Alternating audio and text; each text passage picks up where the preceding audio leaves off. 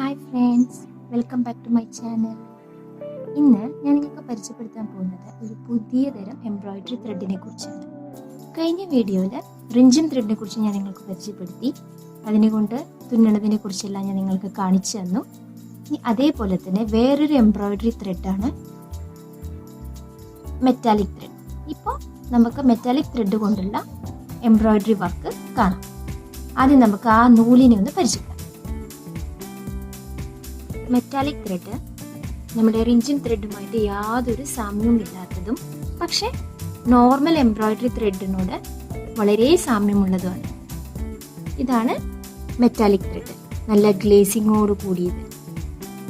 പക്ഷെ അതിൻ്റെ ഇഴനാരുകൾ എന്ന് പറയുന്നത് ഒരു നാരിൽ 9 ഇഴകളാണ് ഉള്ളത്. 9 എണ്ണം ചേർത്തതാണ് ഒരു നാര് എന്ന് പറയുന്നത്. കണ്ടില്ലേ, കണ്ട ഒരു കോപ്പർ വയർ മാതിരി ഇരിക്കും. ഇതിന് നമ്മൾ പിരിച്ചു മാറ്റി ഒന്നില്ലെങ്കിൽ 3 ഇഴയായിട്ടോ അല്ലെങ്കിൽ 6 ഇഴയായിട്ടോ ആണ് നമ്മൾ എടുക്കുക. ഇങ്ങനെ ഇരിക്കും.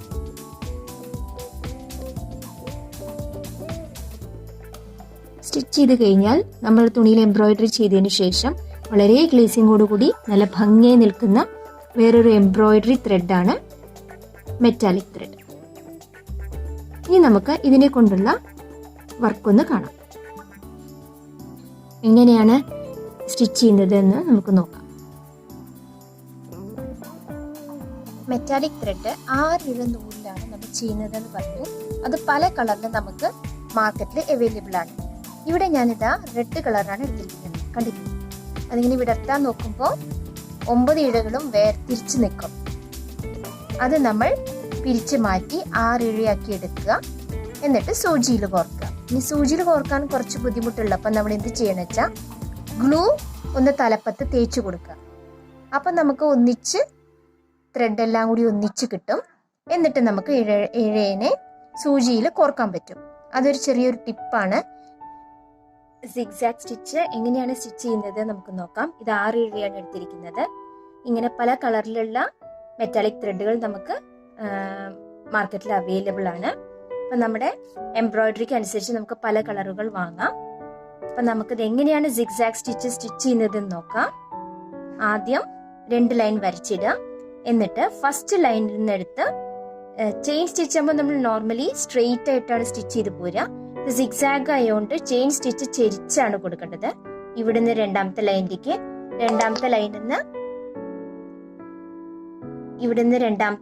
രണ്ടാമത്തെ ഫസ്റ്റ്, പിന്നെ സെക്കൻഡ് ഫസ്റ്റിലേക്ക്, അങ്ങനെയാണ് കൊടുക്കേണ്ടത്. അപ്പൊ അതെങ്ങനെയാണ് സ്റ്റിച്ച് ചെയ്യുന്നത് എന്ന് നോക്കാം.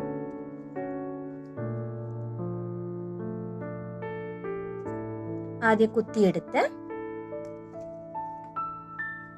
ചെരിച്ച് പിടിച്ച് ഫസ്റ്റ് ലൈനിൽ നിന്ന് സെക്കൻഡ് ലൈനിലേക്ക് ചെരിച്ചു കൊടുക്കുക. ശേഷം ചുറ്റിയെടുക്കുക.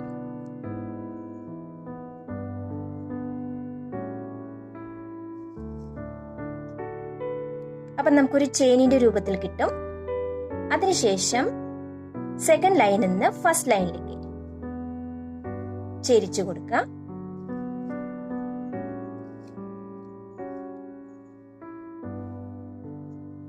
ഫസ്റ്റ് ലൈനിൽ നിന്ന് സെക്കൻഡ് ലൈനിലേക്ക് അങ്ങനെ സ്റ്റിച്ച് ചെയ്ത് പോരുക.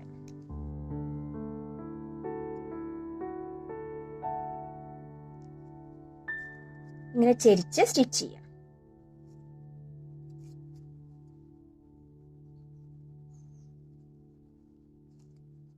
ഇതൊരു മെറ്റാലിക് ത്രെഡ് ആയിട്ട് കുറച്ചിങ്ങനെ പൊന്തി നിൽക്കും.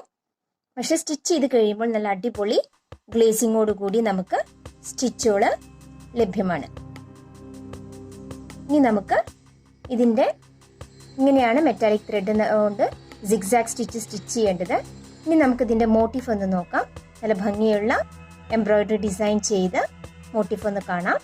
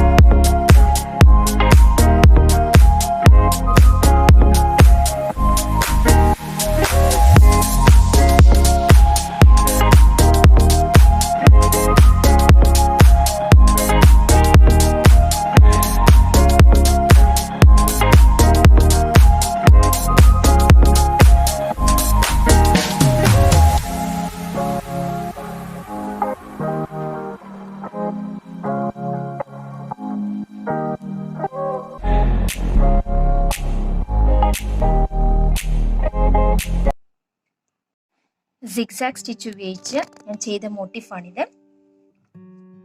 ചെയിൻ സ്റ്റിച്ച് ചെരിച്ച് ചെയ്യാം, അപ്പോൾ നമുക്ക് സിഗ്സാഗ് സ്റ്റിച്ച് കിട്ടും.